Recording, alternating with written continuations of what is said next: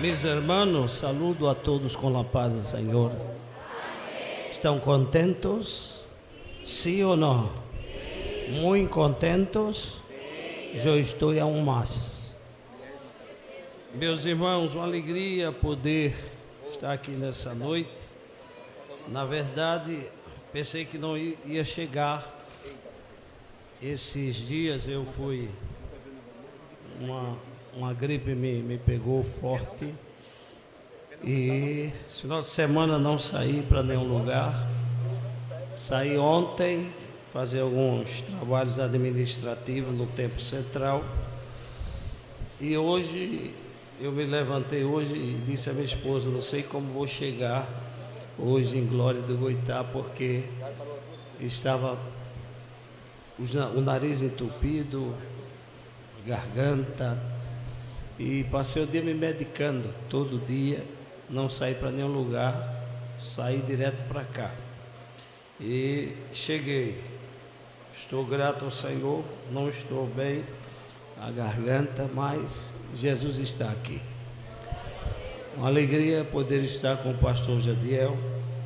Como já disse, o conheço já há muitos anos e fizemos o curso junto de teologia. Me parece que foi a primeira turma, 2010, nos formamos e ele que me ajudava sempre, né?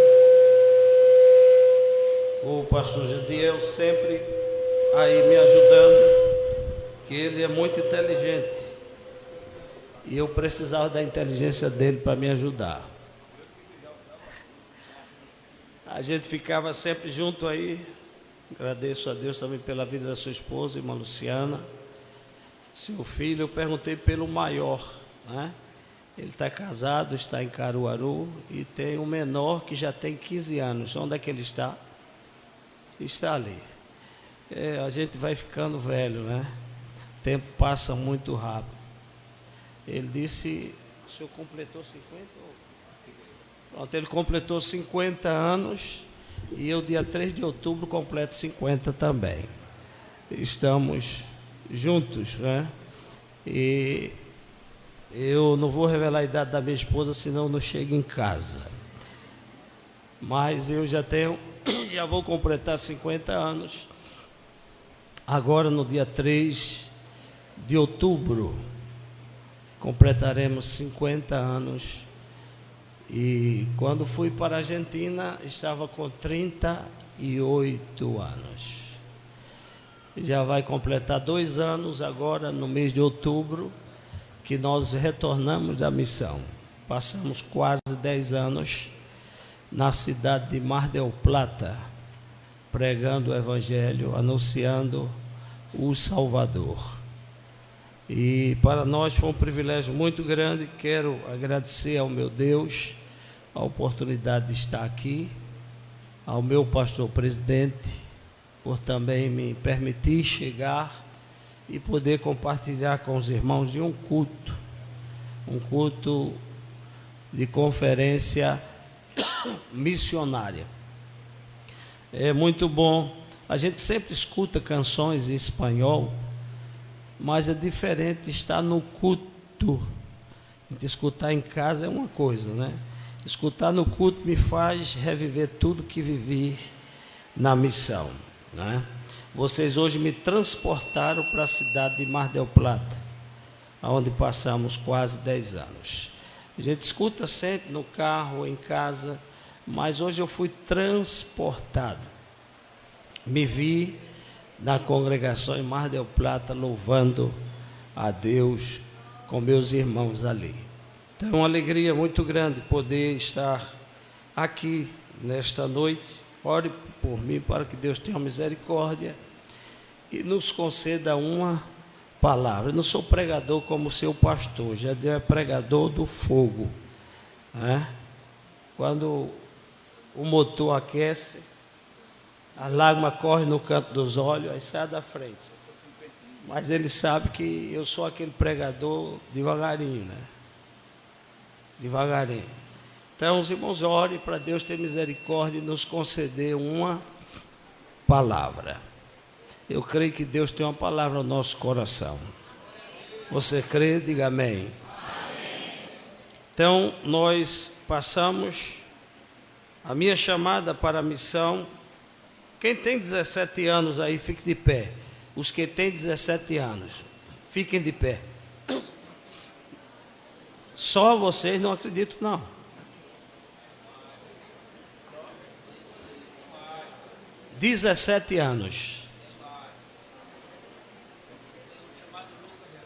Tem mais? Não fique com medo, não. Se levante. Não vou pedir dinheiro a você, não. Tem mais? Quem tem 16 anos? Pode sentar. 16 anos.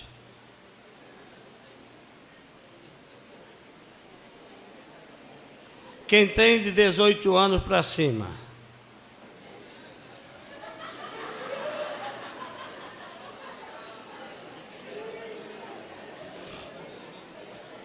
Eu disse assim para vocês não revelar a idade de vocês, né? Pode sentar. Se vê que o número de jovens é superior ao de adolescentes, pelo menos aqui, não é? É superior aos adolescentes. Eu com 17 anos de idade, eu escutei Deus me chamar de missionário.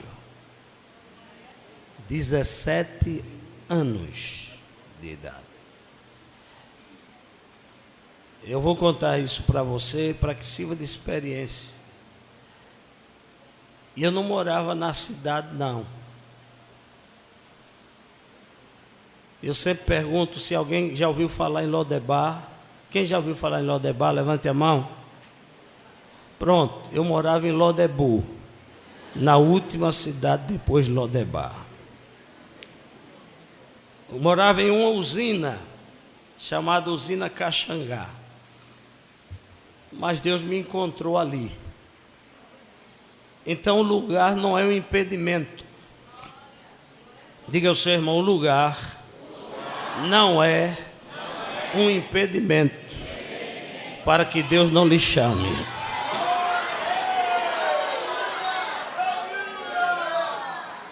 Eu tinha 17 anos quando cheguei na casa da minha tia Anunciada.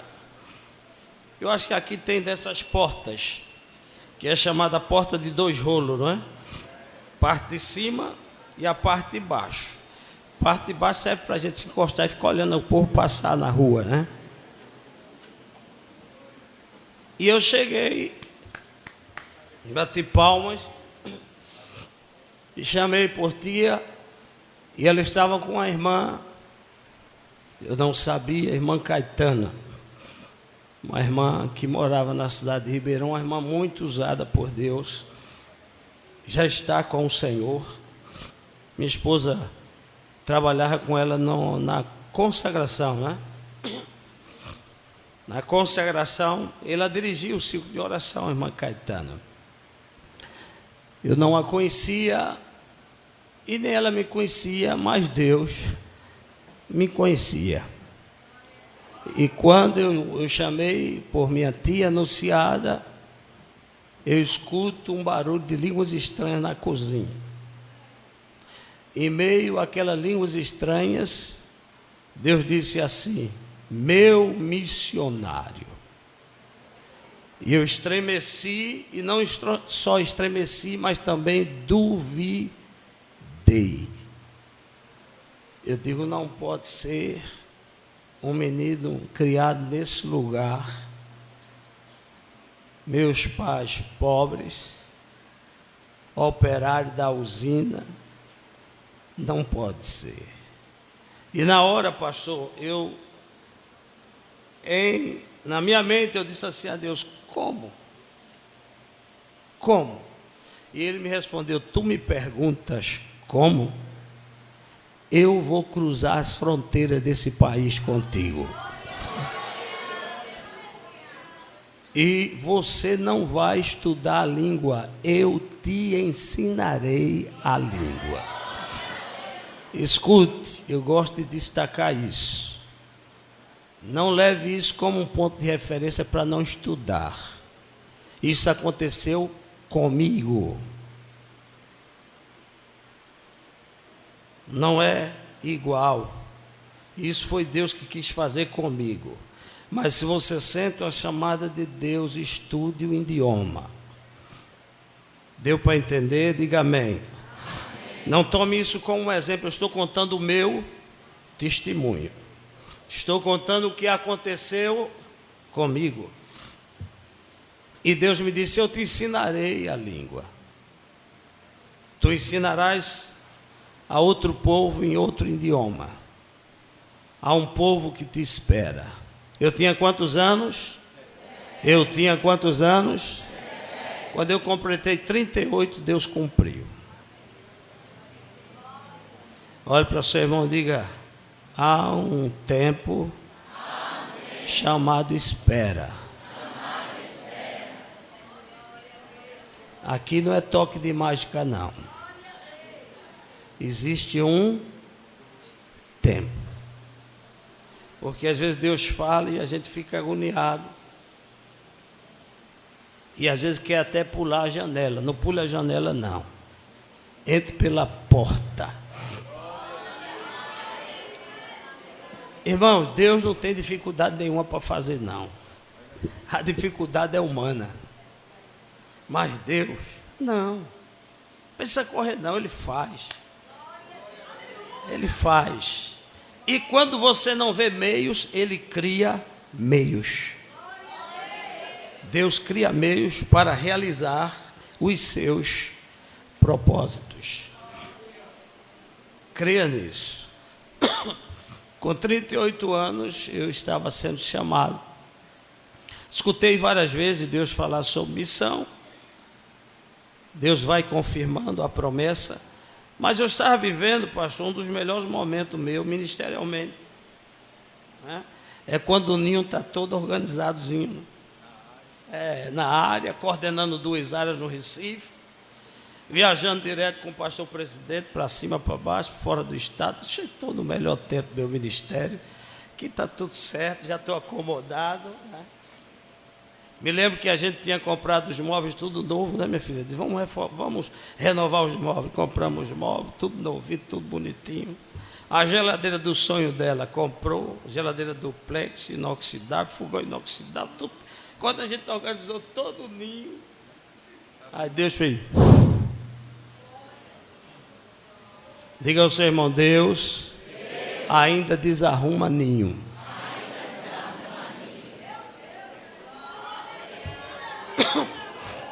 E Deus disse não. E eu disse, o pastor tinha falado comigo um tempo antes e disse: olha, o senhor vai para a África. O senhor vai coordenar o trabalho na África, prepara os documentos. Eu digo, tá certo. Preparei os documentos. Os meninos pequenos, eu tenho outro filho que ficou, não pôde vir, que ele trabalha com campanha evangelizadora e teve que ficar, que hoje é o dia da campanha. E eu cheguei em casa para dizer aos meninos, né? Sentei eles, digo, olha, pai vai ter que se mudar do país, a gente vai para outro país, tal. E os meninos, para onde é, pai? Eu digo, a África. Os meninos choraram tanto no meio do mundo. E começaram a chorar, não, na África não, na África não. Eu digo, peraí, eu vou mostrar, não é África do Norte não, é África do Sul.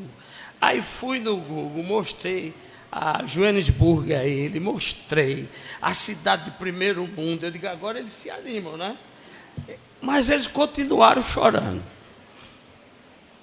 Disse, não quero ir para a África não, eu quero ir para a Argentina.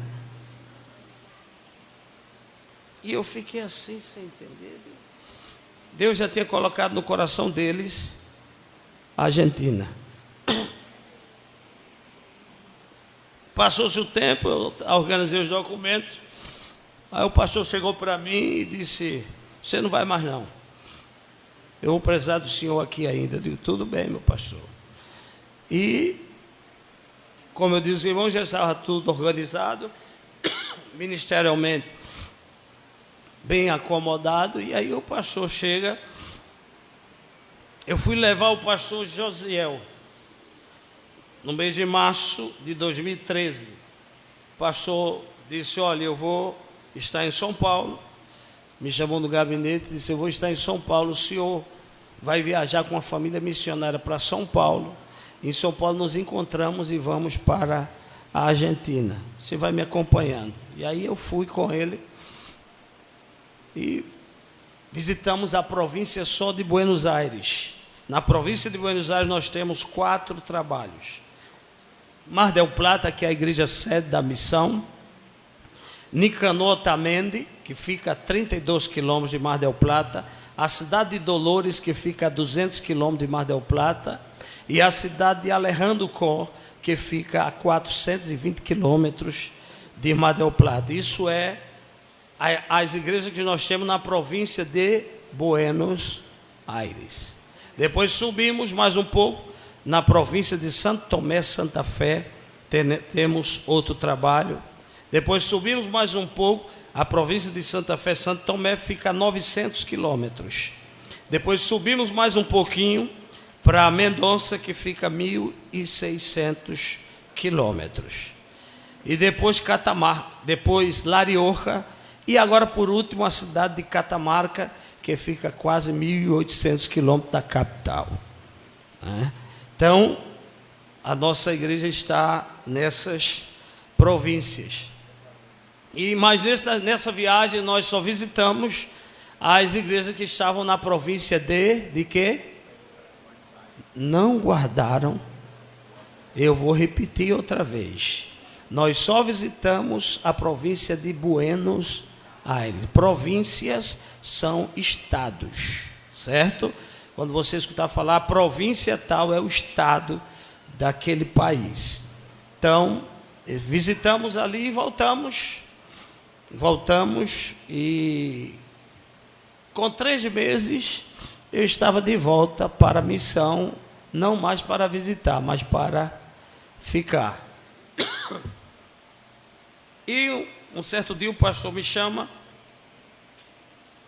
e disse: vamos para Surubim, tem aniversário do ciclo de oração. Abril, maio, mês de maio, tem um aniversário de ciclo de oração, 50 anos, jubileu de ouro. Vamos comigo. E eu acompanhei e ficamos até a noite. E quando eu entrei no carro com ele, foi eu e ele sozinho nesse dia. Ele disse a mim assim: o senhor é o homem de Mar del Plata. Só que ele fazia 3 meses que ele tinha empossado o pastor André. Então a minha cabeça dizia o quê? Só daqui a 5, daqui a 10 anos. Isso foi mês de maio. Mês de junho, eu me acordei com a mensagem do pastor presidente. Pela manhã, 5 horas da manhã, a mensagem chega e a pergunta era essa: o senhor já sabe quando é que o senhor vai para a Argentina? E eu respondi: não, senhor. Ele disse: hoje o senhor está sendo apresentado como missionário dessa igreja. E na outra segunda-feira o senhor já está viajando. O senhor tem 8 dias para se preparar. Foi-se embora os móvelzinhos novos, a geladeira nova, tudo bonitinho. E eu disse à minha esposa, acordei ela e disse: olha, o pastor acabou de mandar uma mensagem. A gente está indo para a Argentina. E ela: deixa de brincadeira, 5 horas da manhã tu me chamar para estar falando isso. Eu digo: ele acabou de mandar uma mensagem. Quando eu estou terminando de falar, ele manda uma mensagem para ela também e faz a mesma pergunta. Eu sei que a nossa cabeça deu um giro de 360 graus. Por onde começar? O que é que eu vou fazer? Resumindo, deixei todos os móveis, não vendi nada. Doei tudo. Tinha um carrinho bonitinho, um Corolla que eu tinha recém comprado. Quem está com Corolla ainda é o pastor do Machado, pastor Lucas.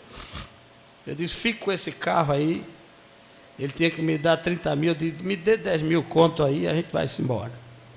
E a gente foi para fazer a obra de Deus. Jesus, quando chamou os discípulos, ele foi bem específico. Lucas, no capítulo 10, abra sua Bíblia.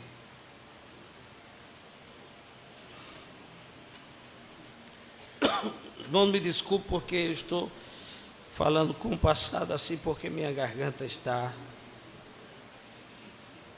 Ore para eu voltar já curado, amém?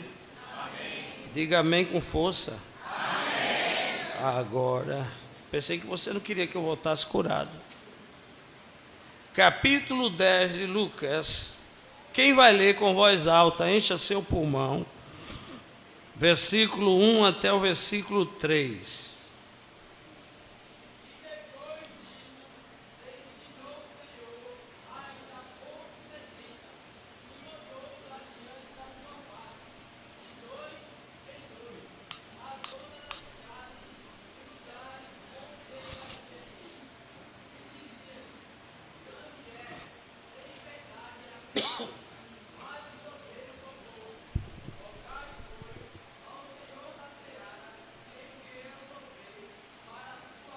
Veja o versículo 3, que é a advertência. Vá, 3 e 4.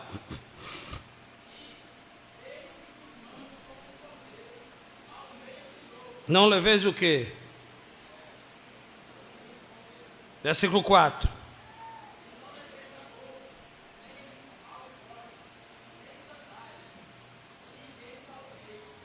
Até aí.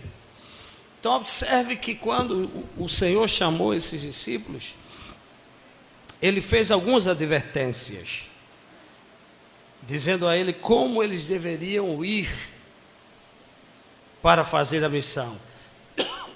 É interessante, se você ler o versículo 40 do capítulo 9, quem pode ler? Versículo 40 do capítulo 9. E roguei aos teus discípulos que o expulsassem, Mas e não puderam.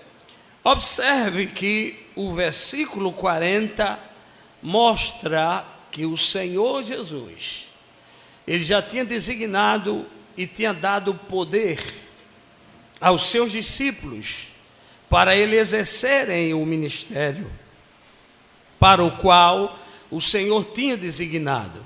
Versículo 40 diz que, se você ler o versículo, capítulo 9, versículo 1, vamos ler para você compreender melhor. Capítulo 9, versículo 1. Sim.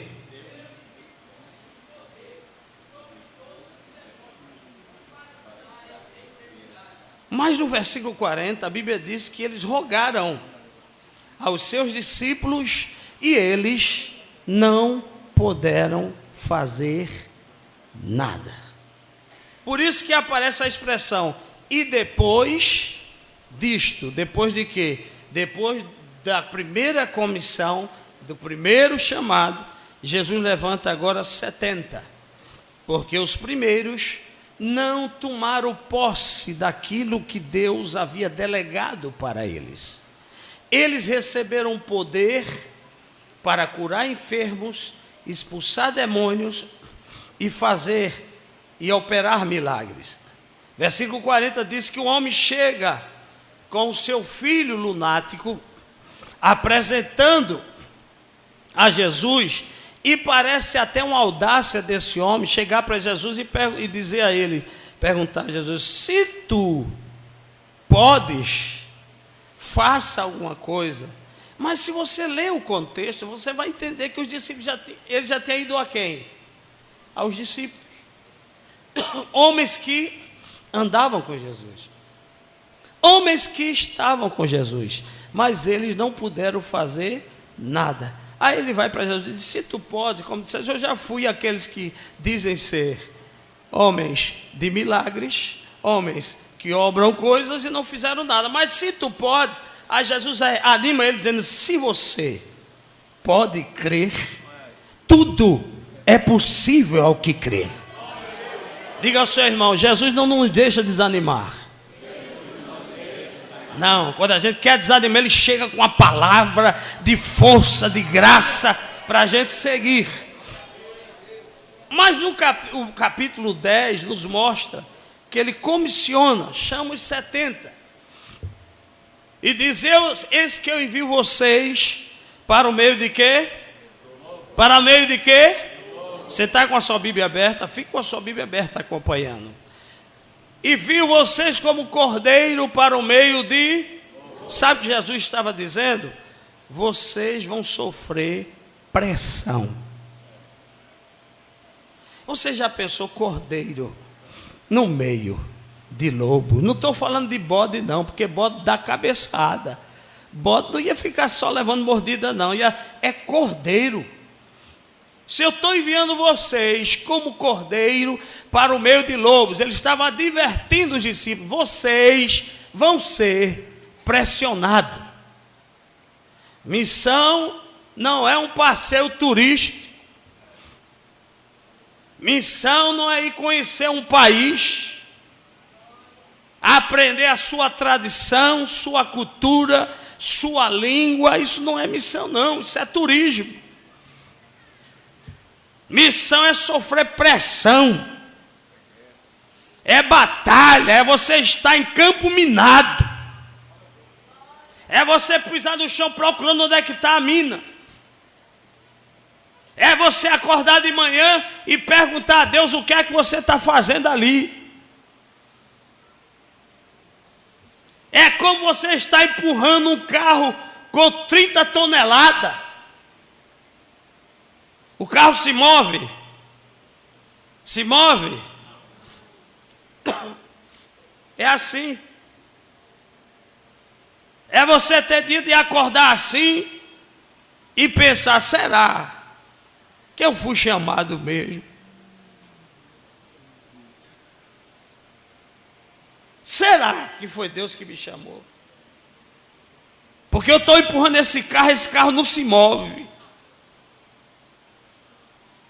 Aqui você vai evangelizar, se for num bar, pelo menos no Recife é assim, o pastor Jadiel pode confirmar isso, eles param de escutar a música. Ou não é assim? Para de escutar a música e olha, espera aí que o irmão vai falar. E quem tiver doido cria um problema ali.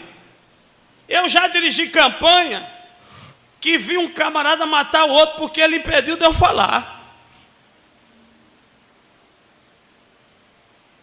Isso na cidade do Cabo de Santo Agostinho. Porque ele não queria que eu pregasse. Quando eu cheguei para falar, ele disse, para o som porque o irmão vai falar. E o outro se levantou e disse, ele não fala aqui não. Ele disse, eu mostro a você que ele fala. Eu disse, gente, não precisa. Ele disse, não precisa, irmão, você vai falar hoje aqui e todo mundo vai escutar. E quando o cara se levantou lá, ele pá! E disse, agora prega, irmão.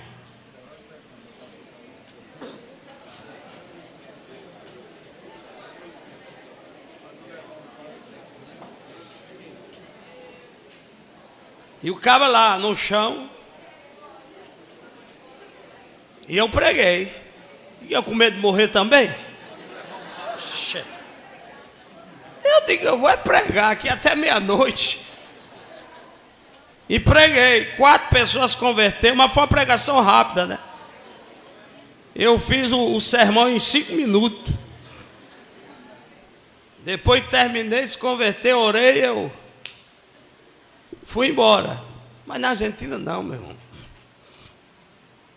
O coração é duro. O coração é duro. É você levar a literatura e ele dá as costas para você. É você chegar e dizer, tome a literatura, a palavra dizer, não me moleste. Não me incomode. Eu lembro quando minha mãe foi me visitar, eu já orientei ela, disse, mãe, a senhora vai levar muitos não. Viu, aqui é diferente. Não fique triste não, porque a senhora vai levar muitos não. E a primeira pessoa que ela foi entregar, já foi dando as costas para ela. Você tem a oportunidade aqui de pregar pessoas e ela ficar até 1 hora te escutando. O argentino não. E tem mais. O argentino, ele, se não é crente, ele não vem à igreja. Você tem que ir na casa dele. Aqui você está no culto e chega 10, 15 pessoas não evangélicas para assistir o culto. Não, lá não. Você só vê um incrédulo no culto quando tem uma apresentação de criança, na ceia, que ele vai ver, ou o batismo. Da outra forma, não. E o idioma, pastor, como foi? Eu cheguei lá, o pastor me levou, passei 1 mês e 20 dias, ele alugou uma casa, porque precisava o pastor André voltar. E ele disse: você vai me esperar 1 mês e 20 dias aqui, eu vou voltar. E depois eu venho lhe apresentar. E minha esposa disse: e agora? Como é que a gente vai sair para comprar as coisas? E eu digo: minha filha, quem tem boca, vai arruma. E se eu não souber, eu aponto. Ou não foi assim? Eu disse: o que era isso?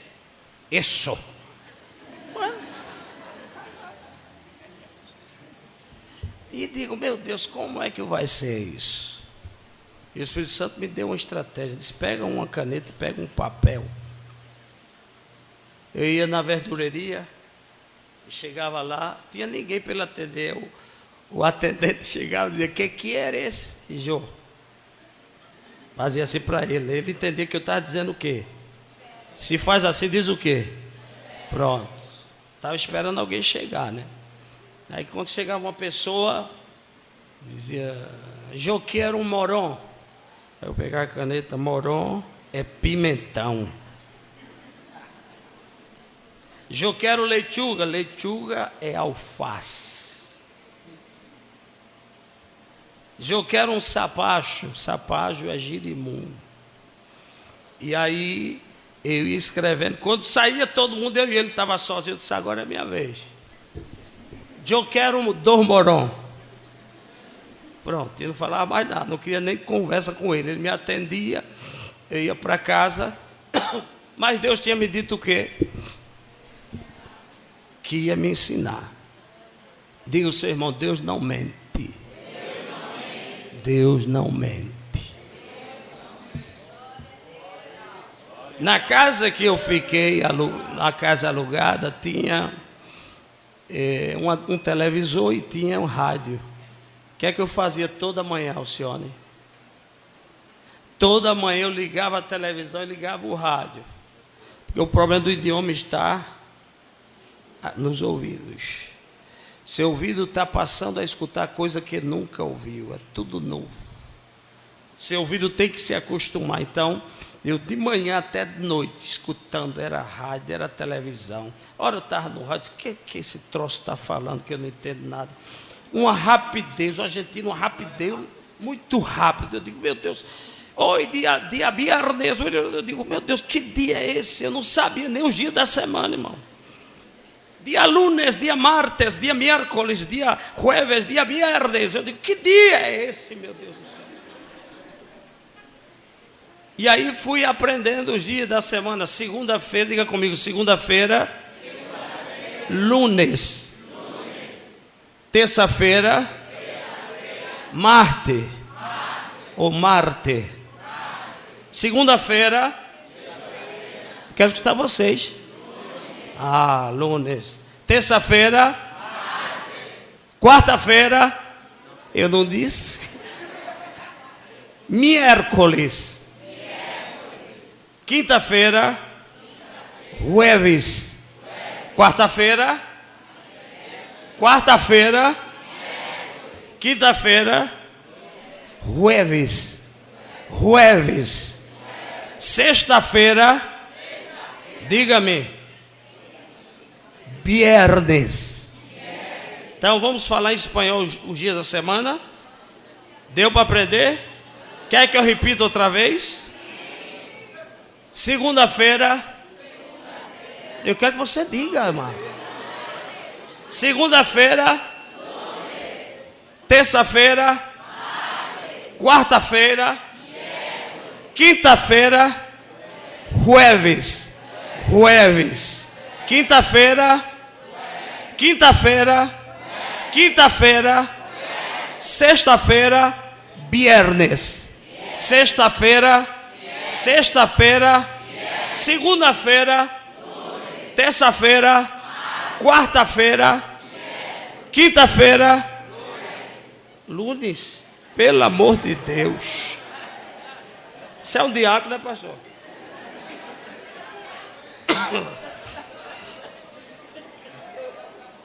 Quinta-feira, jueves. Sexta-feira, viernes. Vamos falar agora de segunda a sexta e não vou falar mais. Tem menino inteligente que está filmando para treinar em casa. Tá certo, você é inteligente. Segunda-feira, terça-feira, quarta-feira, sexta-feira. Não, eu pulei, viu? Para ver se vocês estão sabendo mesmo. Eu pulei de quinta para sexta. Sexta é viernes. E quinta, jueves. Lunes, vamos em sequência para que você grave. Lunes, martes, miércoles, jueves, viernes. Lunes, martes. Vamos para a Bíblia mesmo, irmão. Pelo menos vocês aprenderam alguma coisa comigo, sim ou não? Então eu não sabia nem os dias da semana. Não sabia. Mas o Deus que me disse que ia me ensinar, Ele me ensinou.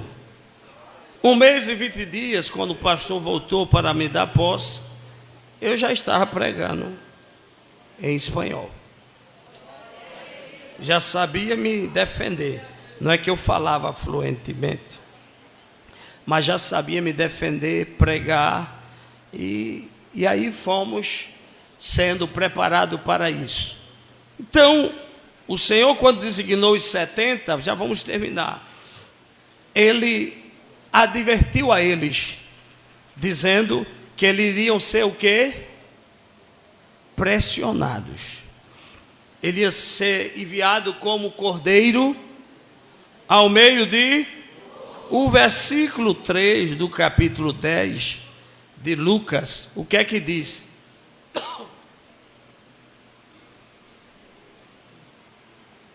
Capítulo 3, do capítulo 10, do versículo 3 do capítulo 10. Quem encontrou, por favor?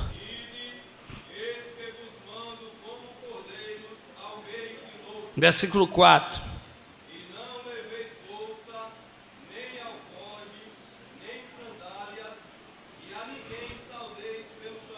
O versículo 4, ele traz duas advertências. Diga comigo a primeira. E quando ele diz assim, não leveis nem bolsa nem alforje, ele estava dizendo assim, não se preocupe, porque eu vou cuidar de vocês. Essa foi a primeira advertência que Jesus fez. Disse, não se preocupem, porque eu que estou enviando, eu cuidarei. A segunda advertência parece uma coisa sem lógica, porque ele disse assim, a ninguém saudeis pelo... E por que não saudar? A segunda advertência aqui fala de urgência. Diga comigo, Jesus estava dizendo, é urgente. A saudação judaica é muito demorada. Se já pensasse que cada pessoa que ele encontrasse no caminho fosse saudar? Então Jesus estava dizendo assim, é urgente. Diga ao seu irmão que está ao seu lado, Jesus está lhe dizendo que é urgente. Ele vai cuidar de você.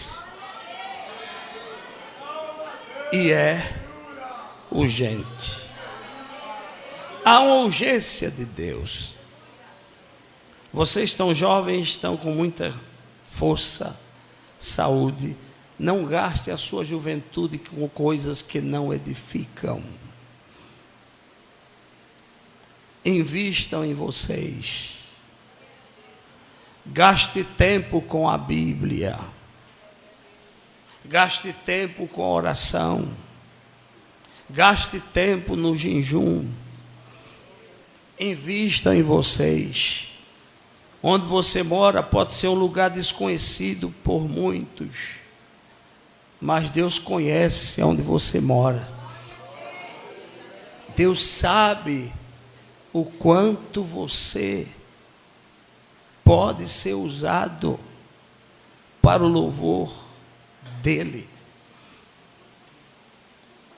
Não olhe para as suas experiências, ou se julga ser experiente, não olhe para a sua capacidade, porque eu nunca tive. Gideão também não. Chegou ao ponto de Gideão dizer assim: eu sou o menor da minha casa, e a minha família é a mais pobre em Manassés. Jesus não quer saber se você é o menor, nem se sua família é pobre. Se Ele quer, Ele vai te usar. Eu vou dizer uma coisa a vocês que Deus me disse hoje à tarde, quando eu estava orando. Eu estava orando hoje à tarde e lendo o texto que foi escolhido para essa conferência. Qual é o tema dessa conferência? Vamos ensaiar. Vou contar de 1 até 3 e vocês dizem o tema. 1, 2, 3. Eis-me aqui, envia-me a mim. Amém. Eu tenho algo anotado aqui no iPad, mas eu quero compartilhar o que Deus me disse nessa tarde quando eu orava. Fique com a sua Bíblia aberta no capítulo 6. Aleluia.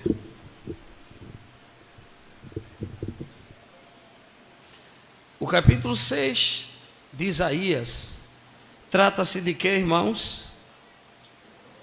De uma visão. Diga comigo, capítulo 6 de Isaías trata-se de uma visão. Nessa visão, o texto nos diz que primeiro Isaías teve uma visão de Deus. Não foi o céu que teve a visão da terra primeiro. Observe o texto.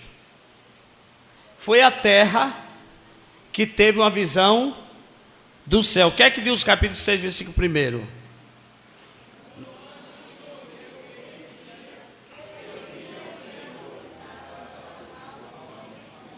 Pronto. Diga comigo, a primeira visão foi da terra para o céu. Isaías veio e diz assim: eu vi. Isaías precisava ver. Isso não é normal. Porque a maioria das visões vem do céu para a terra. Sim ou não? A maioria das visões vem do céu para a terra. Mas essa foi da terra para o céu. Havia uma razão. Deus queria mostrar a Isaías a sua glória, o seu esplendor, e mostrar a Isaías o quanto ele era pequeno para se comparar com ele. Mas há uma coisa muito linda nessa passagem. Ele queria mostrar a Isaías que a pequenez de Isaías não era um impedimento para Deus o usar. Quero que você entenda isso, porque Deus falou isso muito forte ao meu coração hoje à tarde. A sua pequenez não é impedimento para que Deus não te use.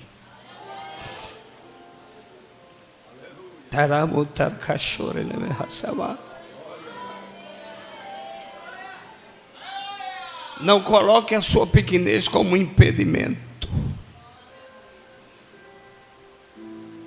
Porque quando Deus chamou a Gideão, será que Deus não sabia que ele era o menor da casa dele? Sabia ou não sabia? Será que ele não sabia que a família dele era a mais pobre de Manassés? Mas Gideão estava colocando apenas o quê? Desculpas. Deus já sabia disso. Só faltou Deus lhe dizer assim: deixa de ser besta, Gideão. Eu sei que tu é o menor. Eu sei que a tua família é a mais pobre aqui em Minas, mas eu quero você. Eu podia escolher outro aqui, Gideão, porque Deus tem gente melhor do que eu e melhor do que você. Ou não tem? Eu tenho certeza, pastor. Deus tem homem melhor do que eu. Deus tem homem melhor do que eu. Deus tem pessoas melhor do que você. Mas o olhar dele foi até você, veio até a mim.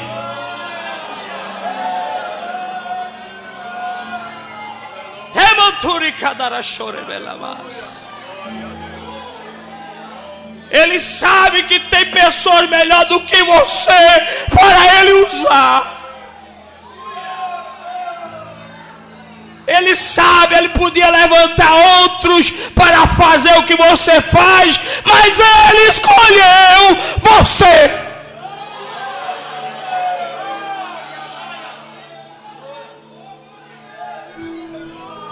A visão que Isaías teve do trono, Deus abriu o céu para Isaías. Isaías começa a ver o trono, a glória, serafins que voavam. Um dizia santo, outro santo, santo, santo, santo é o Senhor dos exércitos.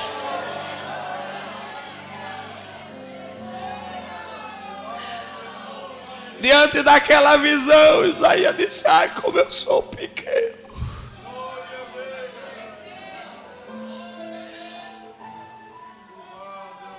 Ai, como eu sou incapaz. Mas escute, fique com o texto aberto, porque já estou terminando. Deixa-me só transmitir o que Deus transmitiu ao meu coração nessa tarde. O versículo 2 diz: serafins estavam por cima dele, cada um tinha 6 asas. Versículo 3 diz: e clamavam uns para os outros, dizendo: santo, santo, santo. Versículo 4, diga comigo: as bases do templo se moveram à voz do que clamava, e a casa se encheu de glória, de fumo, de fumaça.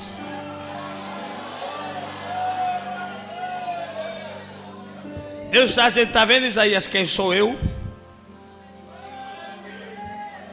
Eu sou esse todo-poderoso que estou me revelando para ti. Sente como as bases tremem, Isaías. Sou eu que estou te visitando nesse dia, Isaías. O que eu quero dizer, Isaías, é que não é que se trata de você, Isaías. Se trata de mim.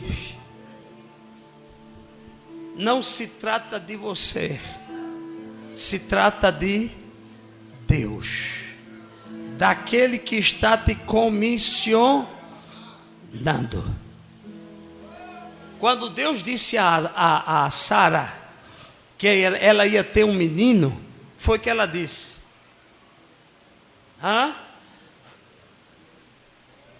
não posso, não tem condições, porque já cessou meus costumes das mulheres. Mas não era sobre Sara, era sobre Deus. Não era sobre as suas impossibilidades, Ela disse: eu não posso. E chegou até a rir.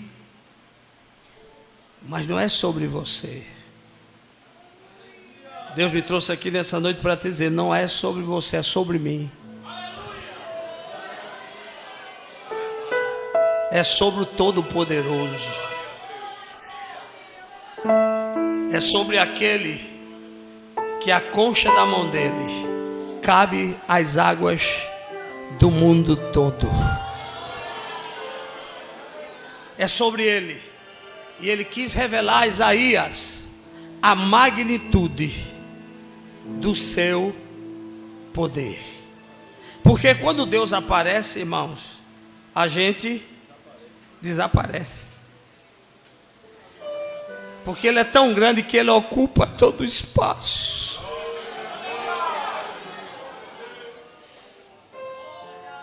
Se ele chegar aqui, esse lugar desaparece. Porque ele preenche todo espaço com a sua grandeza. Diga ao seu irmão: te anima. Porque não é sobre você, é sobre ele. Ele vai te usar nas tuas impossibilidades. Ele vai te usar na tua falta de experiência. Ele vai te usar nas tuas debilidades. Porque não é sobre você, é sobre ele.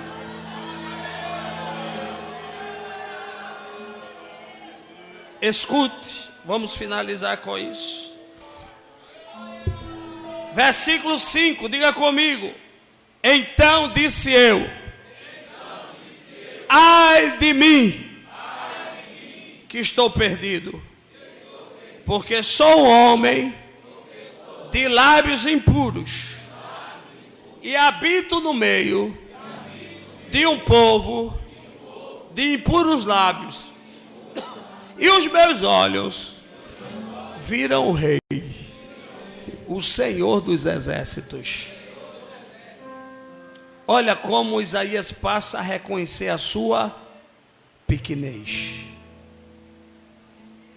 Quando Deus aparece, Isaías diz: eu vou te revelar quem eu sou. Ainda que tu saibas, mas eu vou te dizer: eu estou com medo. Ai de mim, eu vou perecer, eu não suporto essa glória. Porque eu sou um homem de lábios impuros e habito no meio de um povo de impuros lábios, mas os meus olhos viram o Rei, o Senhor dos exércitos.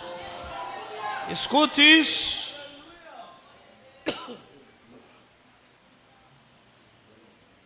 Versículo 6. Diga comigo: então um dos serafins voou para mim. Diga assim: voou para mim, trazendo na mão uma brasa viva, que tirara do altar com uma tenaz. Com a brasa, tocou a minha boca.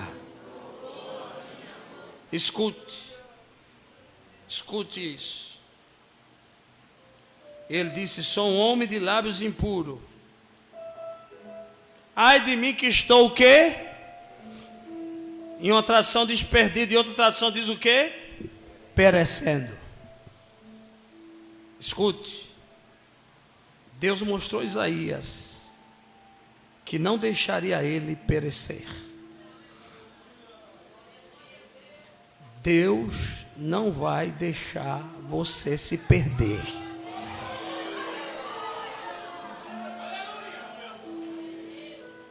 Porque a raiva, o projeto do diabo é tirar você daqui. Mas existe algo que marcou e que marca uma chamada de um homem, de uma mulher. É quando Deus o toca. E nessa tarde, creia nessa palavra. Deus me dizia, nessa noite eu vou tocar.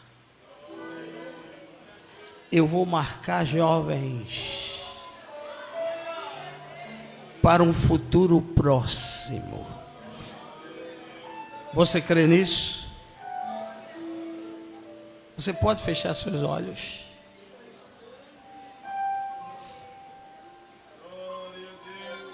Converse com Ele.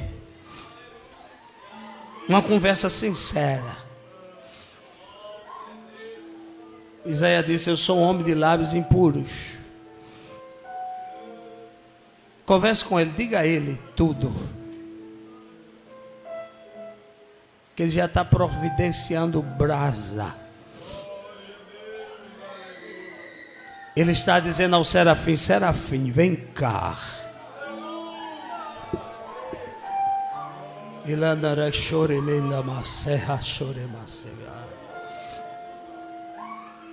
Hoje é a noite do toque de Deus. Nessa tua debilidade.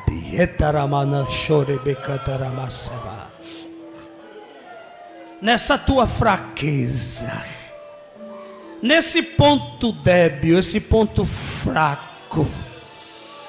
Que te molesta. Esse ponto fraco que te atinge tão forte que tu promete tanto e não tem cumprido nada. Deus está dizendo hoje, eu vou tocar nesse ponto fraco.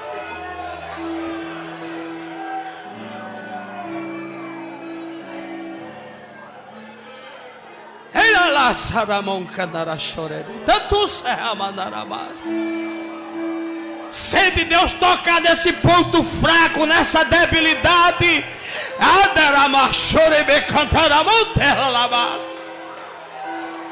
Há um serafim que voa com a tenaz na mão, trazendo brasas do altar de Deus e dizendo, eu estou tocando você.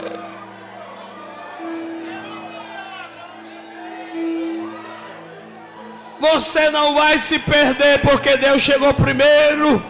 Diga ao seu irmão, Deus se antecipou.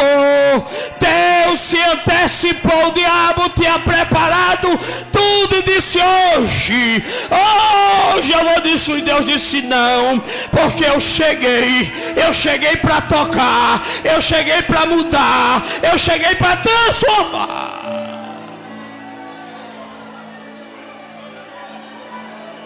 Prepare-se, jovem. Deus vai dar iluminação na palavra.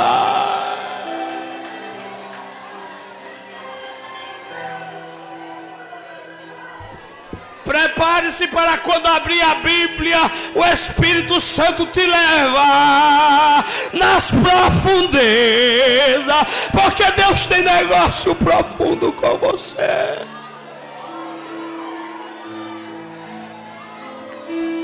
Deus está marcando você nessa noite. Deus está tocando nessa debilidade que te incomoda. Quantas orações tu tem feito de joelho e tem dito, Deus, a partir de hoje vai ser assim. E quando tu te dá conta, não tens feito o que tu prometeste. Você pode ficar de pé. Essa é a noite do toque de Deus.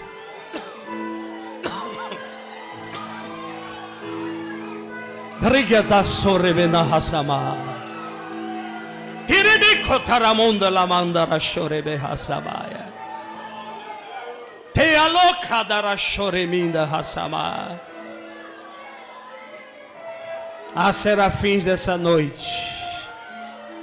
Há serafins nessa noite que está voando.